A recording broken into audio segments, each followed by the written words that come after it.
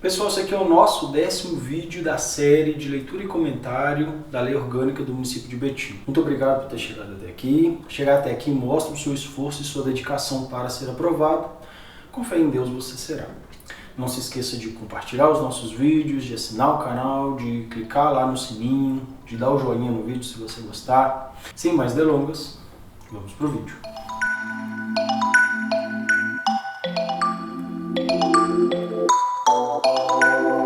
Artigo 87. A proposição de lei resultante de projeto aprovado pela Câmara será enviada ao prefeito que, no prazo de 15 dias, contados da data de seu recebimento, então, um projeto foi aprovado na Câmara. Então, o prefeito tem 15 dias após o seu recebimento para se aquecer e sancioná-la. Ou seja, ele vai ter ciência daquilo e sanciona a lei. 2. Se a considerar no todo ou em parte inconstitucional ou contrária ao interesse público, vetá-la-á total ou parcialmente. Então ele pode avaliar, está tudo ok, sanciona. Avaliou, não, isso está inconstitucional, isso não é de interesse do público, então a gente vai vetá-la. Ele pode vetar pontos ou ele pode vetar toda a lei, tá? Direito dele. É evidente que a Câmara pode derrubar os vetos depois. Parágrafo 1º. O silêncio do prefeito, decorrido o prazo, importa em sanção. Então ele ficou em silêncio, ele não nem sancionou, nem vetou, está sancionado. A sanção expressa ou tácita supre a iniciativa do Poder Executivo no processo legislativo. Então, essa sanção, ela vai suprir a necessidade do Poder Legislativo do Poder Executivo dentro do Poder Legislativo. O prefeito publicará o veto e dentro de 45 horas comunicará seus motivos ao presidente da Câmara. Então ele vai vetar e vai falar, eu vetei por esse motivo, e essa fala vai ser ao presidente da Câmara Municipal.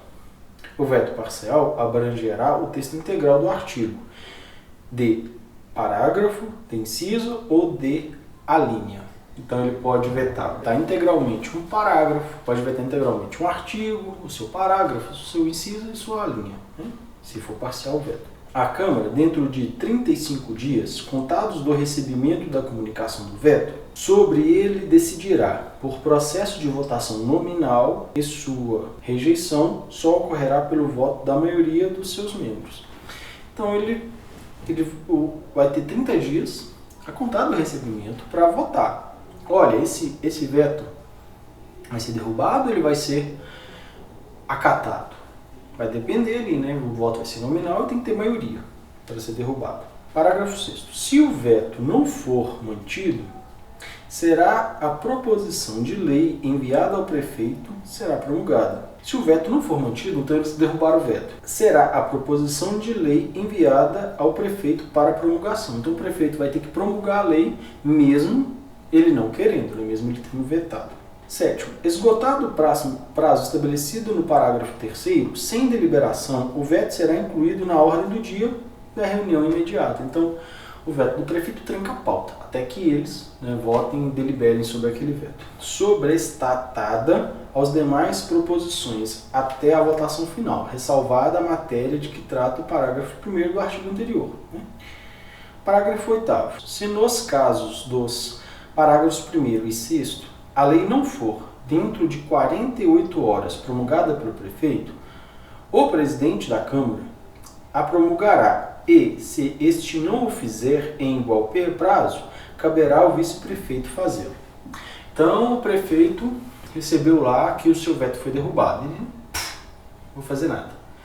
Ele não fez, ele não promulgou a lei, o presidente da Câmara tem que fazer isso. Ele não fez em 48 horas também, o vice-prefeito deve fazer. Artigo 88. A matéria, professor, mas isso não vai ocorrer. Pode sim, às vezes não é de interesse nem do presidente nem do prefeito.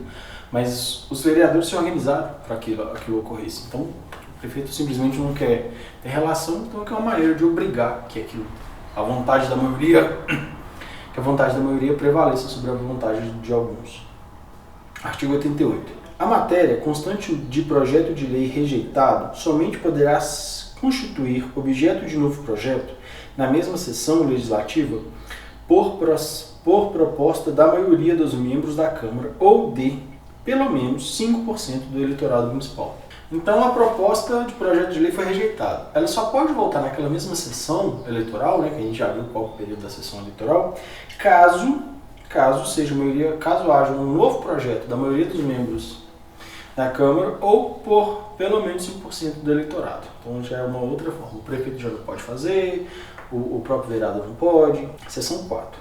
Da fiscalização e dos controles. A fiscalização contábil, financeira, orçamentária, operacional e patrimonial do município, das entidades da administração direta, quanto à legalidade, legitimidade, economicidade, aplicação das subvenções e renúncias de receitas, será exercida pela Câmara, mediante controle externo e pelo sistema de controle interno de cada poder ou ente.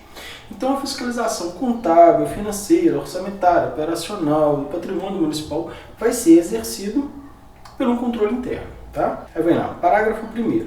Prestará contas à pessoa física ou jurídica que. Então, tem que prestar conta, pessoa física ou jurídica, que utilizar, arrecadar, guardar, gerenciar, administrar dinheiro, bem ou valor público, ou pelos quais responde o município ou entidade da administração direta. Então, tá ali com guardou, gerenciou, administrou, utilizou dinheiro público, ou bem, ou valor público, alguma coisa tem que prestar contas. Assumir, em nome do município ou entidade de administração direta, obrigações de natureza pecuniária. Isso é muito comum quando há privatizações, né? Então vai receber ali dinheiro público, tem que prestar contas. Parágrafo 2º. A Câmara Municipal designará bimestralmente um vereador de cada partido para verificar os documentos e atos que derem origem no resumo da execução orçamentária, de que trata os artigos 121 e 128 da LOMB, podendo para tanto. Então aqui, a Câmara vai mandar um vereador de cada partido e ele terá ali as funções, né, definidas. E ele pode solicitar à Secretaria de Fazenda do município a apresentação de documentos em 48 horas. Eu quero avaliar isso, eu quero os termos de acordo, eu quero as notas fiscais, eu quero as comprovações dos pagamentos. 48 horas a Fazenda tem que mandar isso. Consultar especialistas e auditores para acompanhar o trabalho da comissão e oferecer parecer técnico sobre o assunto.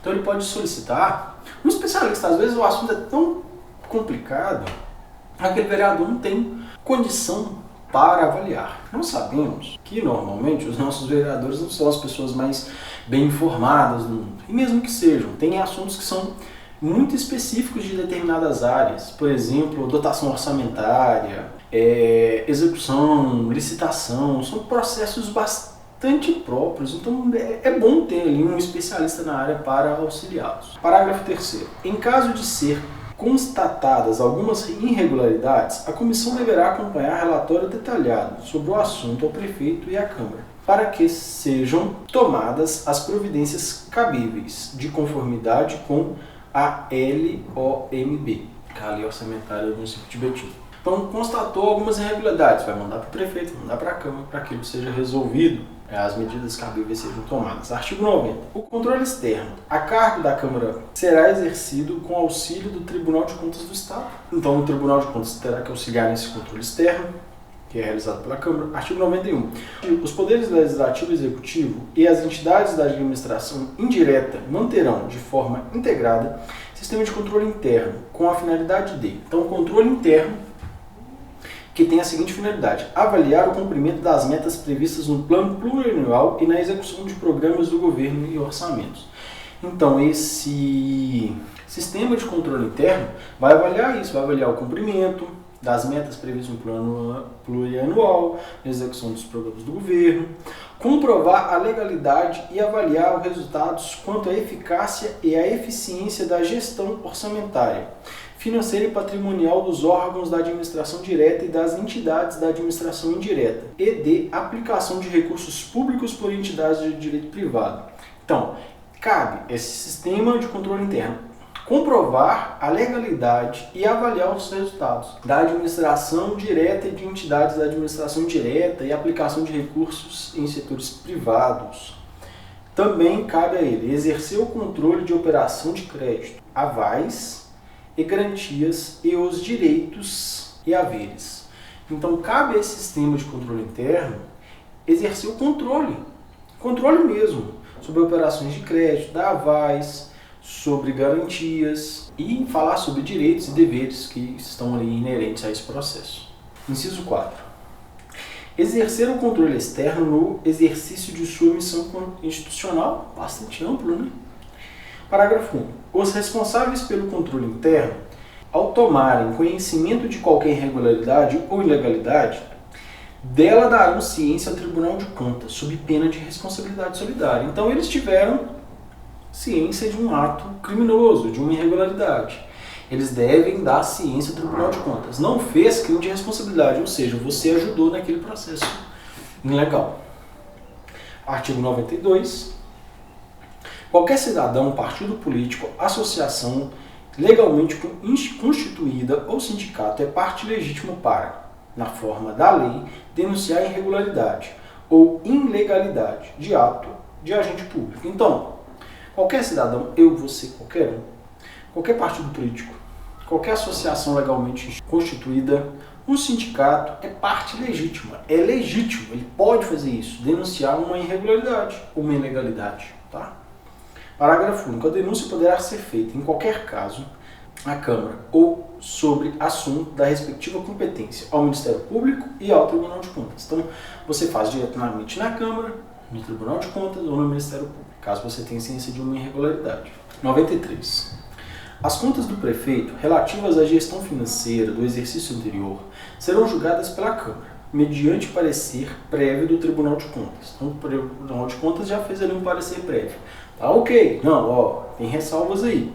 E quem vai fazer essa avaliação é a Câmara, cujo prazo de emissão é de 365 dias, nos termos do artigo 180 da Constituição do Estado. Então, ele tem um prazinho ali bastante grande para fazer essa avaliação. Parágrafo 1º. O parecer prévio só deixará de prevalecer por decisão de 2/3 dos membros da Câmara. Então, o parecer prévio diz, olha, rejeita as contas, mas 2/3 daquele colegiado, né, da Câmara fala, ah, não, tá ok, pode valer. Ou o contrário, o parecer fala, olha, tá tudo ok, dá continuidade. 2/3 diz que não, aí pode. 1/3 só vai manter o que está ali, o parecer prévio vai prevalecer. Parágrafo 2º. As contas do município ficarão, durante 60 dias, anualmente, à disposição de qualquer contribuinte, para exame e apreciação, o qual poderá questionar-lhes a legitimidade nos termos da lei. Então, qualquer cidadão, durante 60 dias, pode verificar as contas ali e pode, inclusive, questionar a legitimidade daqueles atos, no termo da lei, evidentemente.